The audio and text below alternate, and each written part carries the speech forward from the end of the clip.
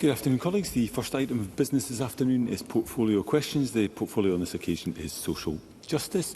Usual request for members who wish to ask a supplementary to press the request to speak buttons during the relevant question. Question number 1 has not been lodged, so question 2, Mark Ruskell. Thank you. To ask the Scottish Government what action it will take to support transgender people following the recent Supreme Court ruling, in light of reported concerns from transgender people and their friends, family and allies that it undermines the rights and risks the personal safety of transgender individuals. Cabinet Secretary. Following the Supreme Court judgment, I met with our LGBTQI+ stakeholders to discuss the concerns of the transgender community. The Scottish Government will continue to engage with LGBTQI+ stakeholders while the Equality and Human Rights Commission consult on their updated Code of Practice. Scottish ministers have consistently called for everyone engaged in this debate to be respectful and mindful of their tone. We have also repeatedly called for the consultation on the Code of Practice to be fully inclusive and have highlighted this to the EHRC. Mark Ruskell. Well, can I thank the Cabinet Secretary for that sympathetic response? The real issue here is that the increasing levels of violence and discrimination trans people face, which is destroying their dignity. Which toilets people use is an utter red herring. We should focus on the root causes of the real violence and structural oppression that both women and trans people face. How will the Scottish Government engage further with that EHRC consultation on the final guidance to ensure that it does not further infringe on trans people's dignity and rights, rights which they have successfully had for decades? Cabinet Secretary. Well, Mark Ruskell quite rightly alerts the Chamber once again to the continuing violence, discrimination and abuse that members of the LGBTQI+ community face, and particularly those in the transgender community, given recent events. As I said in my opening remark, we have called on the Code of Practice consultation to be fully inclusive. The Government will also, both at official and ministerial level, continue to engage with the EHRC, and we would encourage everyone who has an interest in this consultation to engage, and for the EHRC to be able to support them in a manner that we would all expect. Good. I've got a couple of supplementaries. First, Rona Mackay. Thank you, Presiding Officer. Can the Minister please expand on how the Scottish Government will continue to work with a range of third sector organisations to ensure that the voices of those with lived experience can help to improve outcomes for LGBTQI+ communities across Scotland? Cabinet Secretary. Well, we are providing funding of over £1.1 million in 25-26 to organisations promoting LGBTQI+ equality in Scotland. These organisations are working to improve the lives of the communities and to increase their access to services. The work undertaken by the organisations in receipt of this funding includes policy development, training, research and engagement with the LGBTQI+ community. Anna Freegan. The fear and toxicity referred to are, of course, fuelled by hyperbolic assertions from those advocacy groups and then amplified by those in positions of influence. In the For Women Scotland case, the Supreme Court brought vital clarity. Sex in law is not changed by self-ID or certification. Trans-identifying people deserve dignity and honesty, but women and girls deserve safety. So what support is there for those who faced coercion, risk, harm under gender self-ID, whose health, whose well-being, whose livelihoods have suffered simply for defending the lawful human rights to sex-based protections for women and girls? Cabinet Secretary. Thank you, Presiding Officer. As I said in my original remarks, we have consistently called for everyone that's engaged in this debate to be respectful and mindful of their tone during this debate, and also very mindful of the implications if they choose to enter into this debate in a way that does do so in a disrespectful manner. That is for absolutely everybody involved in this debate, because it is important, particularly on sensitive matters, that we do so respectfully and we do so mindful of the consequences of our tone and our conduct. That includes both in this chamber and out with. Thank you. Question 3, Alexander Stewart. Thank you, Presiding Officer. To ask the Scottish Government what assistance it plans to provide to homeowners affected by reinforced autoclave aerated concrete in their properties in light of recent reports that offers from local authorities may result in unaffordable mortgage costs. Minister Paul McLennan. I recognise that it's a very difficult time for those households that are affected by RAC. Homeowners are generally responsible for maintenance costs. As a building maintenance issue, it is the responsibility of building owners, including local authorities, to maintain their properties. Where the council is undertaking a voluntary acquisition, it is for the council and the homeowner to agree the terms of the offer. Officials have been in touch with UK Finance to understand the support that homeowners can expect to receive from their mortgage lenders. They have informed us that any homeowners who are worried about their mortgage or making their payments as a result of RAC issues should get in touch with their lender in the first instance. Alexander Stewart. I thank the Minister for that response. The Scottish RAC Campaign Group reports that families are living in homes which are literally falling apart. This has left people facing homelessness, rising debt and mental health struggles as their homes become worthless. The Scottish Government opts to trade blame with Westminster. So will the Scottish Government now commit to providing financial assistance to homeowners left in this horrendous situation? Minister. I think it's important to realise that when RAC is found in a property, it's not. It depends on, obviously, the extremities of that position at that particular time. I've been engaging with both Aberdeen Council, Dundee Council and homeowners at that particular time. Every case is different. We will continue to engage with local authorities on that point and continue to push UK Government for financial assistance. Supplementary. Colin Beattie. The previous UK Government promised to spend what it takes to remediate RAC, but of course no funding was made available. What engagement has the Minister had with the current UK Government on any plans to provide RAC funding across the UK? Minister. I have engaged with the UK Government consistently for support in addressing the issue of RAC, including through making available new capital funds to allow any action that may be required. I will continue to press the UK Government to provide funding, although they have said so far refused, and the latest response from the UK Government made clear they do not intend to provide any funding. I will be writing to UK Chancellor ahead of the spending review to ask they can reconsider their position and make available a national fund, as RAC is a UK-wide issue. Question 4. Paul Sweeney. Thank you, Deputy Presiding Officer. To ask the Scottish Government what work Social Security Scotland is undertaking to improve its communication with applicants for child disability payment. Cabinet Secretary. Social Security Scotland is committed to improving communications with child disability payment applicants. Applicants are asked to share their communication needs or preferences in application forms. These are recorded and can be updated at any time. People can request letters in different languages and accessible formats, including Braille, Easy Read and large print. Email and text updates were introduced in 2024 to keep child disability payment applicants informed at key application stages, and Social Security Scotland seeks feedback from stakeholders and clients to ensure it communicates in a way that meets people's needs with dignity, fairness and respect. Paul Sweeney. If I may provide some feedback, when Social Security Scotland was first established, we were promised that Scotland would be getting a benefit system that had the principles of dignity, fairness and respect at its core, yet I'm regularly having to support constituents who, once they make their application for a child disability payment, get zero communications from SSC for months on end, only getting feedback after the intervention of my office, and I think that is unacceptable.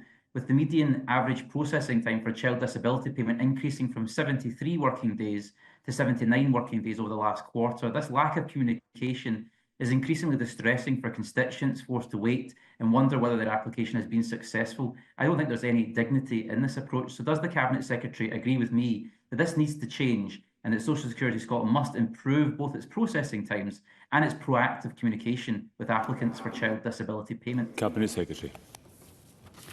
Well, as I've mentioned in the Chamber, on a number of occasions we take the processing times for child disability payment and indeed adult disability payment very seriously, and there's been a great deal of work to undertake to ensure that we are listening and learning as this service develops. I would say to Paul Sweeney, as I did in my original answer, some of the developments around that can, for example, include keeping people updated on their application, but we're also taking a great deal of work to ensure that the application forms and the supporting information is collated in a way that allows the agency to make a decision as quickly as possible. But I can assure him that it is something that I take very seriously, that I'm in close contact with the agency on, particularly around child disability payment. But if he has particular concerns over constituency cases, I would of course be happy to look at those should he wish me to do so. And briefly, Audrey Nicholl. Thank you, Presiding Officer, and can I apologise for my late arrival in the Chamber. I very much welcome the child disability payment and the fact that it's provided over £1.1 billion in support to eligible children and young people since its launch. But can the Cabinet Secretary speak to how the Scottish Government will continue to support our most vulnerable young people in Scotland? And can she reaffirm this Government's commitment to always providing welfare support to those who need it? Cabinet Secretary. Well, it's a very important part of the work that the Government will always do, not just in social security, but social security plays an important part in that, and that's protecting some of the most vulnerable in our society. So when we look at the devolved benefits, that of course includes low-income families, carers, including young carers, and also disabled people. There are many of the benefits that are only available in Scotland, again because of the commitment that we have, including the Young Carers Grant, the Job Start payment and the Scottish Child payment. And that investment is an important part of our investment in the people of Scotland, recognising social security as a human right. Question 5, Rachel Hamilton. Thank you. To ask the Scottish Government when it will meet with the Equality and Human Rights Commission regarding its recently published consultation on updating the Code of Practice for Services, Public Functions and Associations following the recent Supreme Court ruling. Cabinet Secretary. Myself and the Cabinet Secretary for Health and Social Care were due to meet with the Equality and Human Rights Commission on the 24th of April. However, this meeting was unfortunately cancelled by the EHRC. Scottish Government officials then met with the EHRC on the 30th of April, and it was agreed at that meeting to engage further when the consultation was published. We are currently scheduling a ministerial meeting with the EHRC to discuss the consultation that's now open. Rachel Hamilton. I thank the Cabinet Secretary for that answer. The consultation document says the EHRC has updated the definition of sex throughout the Code of Practice to legal sex is the sex that was recorded at your birth. If the Cabinet Secretary is clear about that definition, when will the Scottish Government implement the updated EHRC definition of sex when delivering guidance on the provision of single-sex spaces in public institutions such as schools, hospitals and prisons? Cabinet Secretary. Well, as I've again mentioned in the Chamber previously, Presiding Officer, the Government has already begun its work to ensure implementation of the Supreme Court judgment. I've talked previously about the important work that's been undertaken by the Short Life Working Group that I asked the Permanent Secretary to stand up, and that will ensure that that is being looked at right across Government and in a consistent manner, and that work has already begun. Question 6, Christine Graham. Thank you very much, Deputy Presiding Officer. To ask the Scottish Government what research has been undertaken into any impact of the Scottish Child Payment on food poverty. Cabinet Secretary. Research published by the Fraser-Valander Institute in May 2024 suggests that the Scottish Child Payment has led to statistically significant decreases in food bank usage for single-parent households with children under 5 and households with children under 5 to 16 without younger children. Our own evaluation of the Scottish Child Payment includes testimony from recipients that, before Scottish Child Payment, they relied on food parcels, would need to use food banks or skipped meals to ensure their children would eat. We will be publishing a further evaluation of the 5 family payments later this year, which will cover impacts on food bank use. Christine Graham. I thank the Cabinet Secretary very much for her response, and it does make a difference when you consider that a 2-children family under 16 that are able to access the Scottish Child Payment will in fact be in receipt of £54.30 a week. Makes a big difference. Can I therefore advise the Cabinet Secretary, really corroborating what she's already said, that in my recent visit to Peebles Food Bank, I was advised that in fact they have fewer calls for their resources because and directly as a result of the Scottish Child Payment. Cabinet Secretary. Well, can I thank Christine Graham for providing that feedback, and it's good to see the impact that Scottish Child Payment is having in her community and indeed right across Scotland. Demonstrated by the Trussell Trust's report that was published last week, food bank usage in Scotland has decreased, and there was a 10% drop in the number of parcels distributed by Trussell food banks in Scotland between 1st April 24 and 31st March 2025 compared. So that's an important aspect that does, I think, once again demonstrate the impact of the Scottish Child Payment.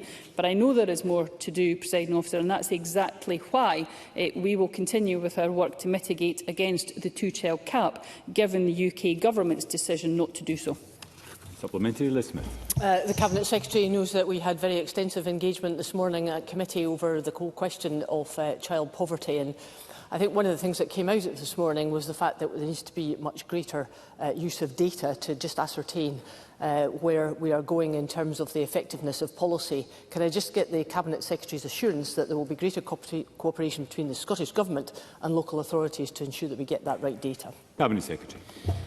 Well, can I thank Liz Smith for that question? It alludes to a conversation and discussion, Presiding Officer, at a committee where we discussed data sharing and the importance of data sharing, and also of using data at local authority, Scottish Government and indeed UK Government level to ensure we're delivering the best services for people and providing the support for people. So I would give Liz Smith my reassurance once again that I very much do see the important use that data can play, both in evaluating the impact of a policy, as we have discussed before, but also on ensuring that policies are actually genuinely delivering for people by ensuring that we are targeting our support and our work using data to know who can be best placed to either be eligible for the Scottish Child Payment or indeed some of the other payments available through Social Security Scotland.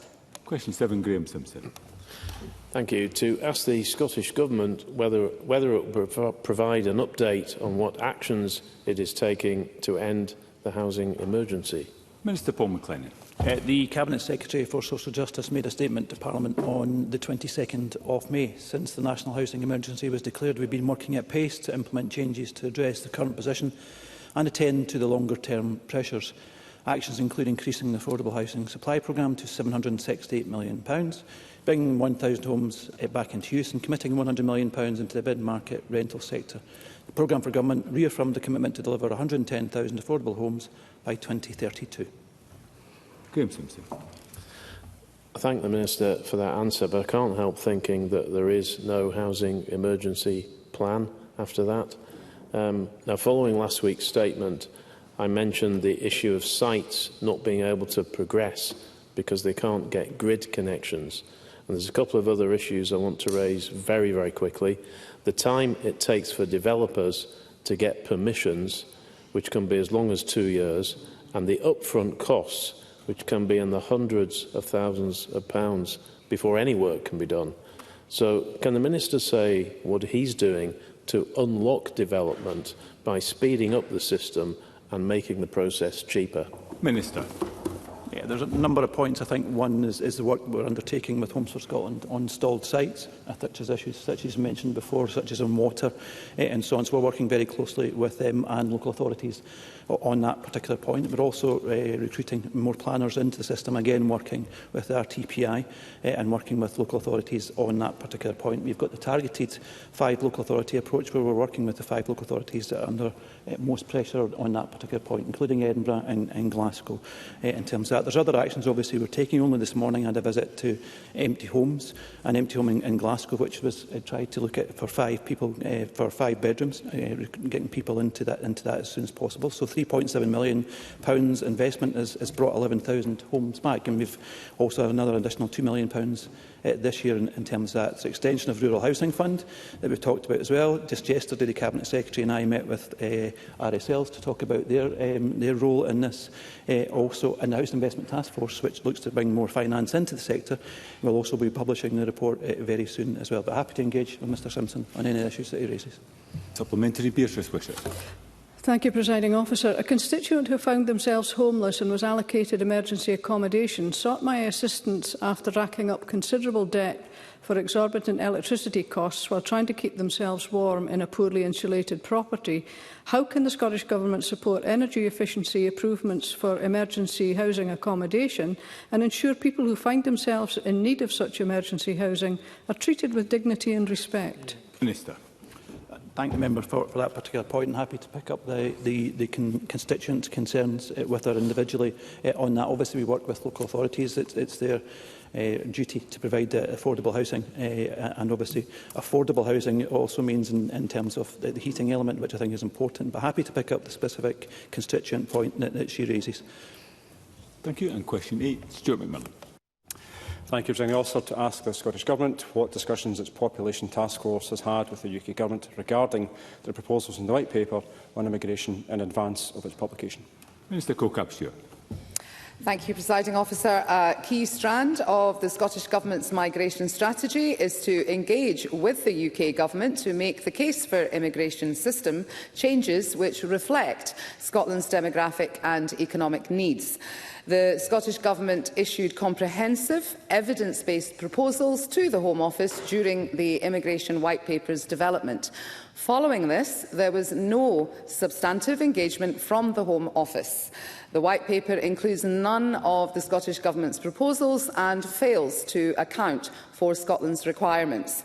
The Ministerial Population Task Force will discuss the policy implications of the White Paper at its next meeting in June 2025. Stuart McMillan. I thank the Minister for that reply, and the Minister will be very much aware that Inverclyde is one of 7 areas in Scotland, the only one in the Central Belt area to have seen population decline between the 2022 and 23 mid-year estimates. We have a reduced working age population, while our over 65 population has increased higher than the Scottish average. So therefore, these immigration proposals will have a detrimental impact upon my constituency, especially as the demand on social care is only going to grow. So does the Minister agree with me that, yet again, a UK Government one-size-fits-all policy is directly hampering areas like Inverclyde from growing its working age population and supporting those needing care? Minister. Absolutely, I do agree with Stuart McMillan. Stuart's working age population is growing, but only because of migration. The one-size-fits-all policy approaches outlined in the UK Immigration White Paper pose a significant risk to Scotland's economy, our communities and our public services, and not least to Inverclyde.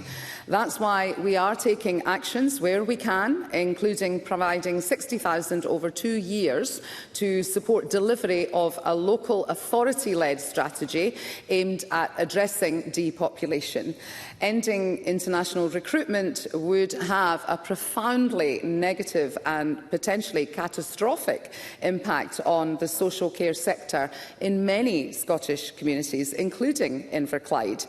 The immigration system needs to reflect Scotland's distinct economic and demographic needs, not pander to the likes of Nigel Farage.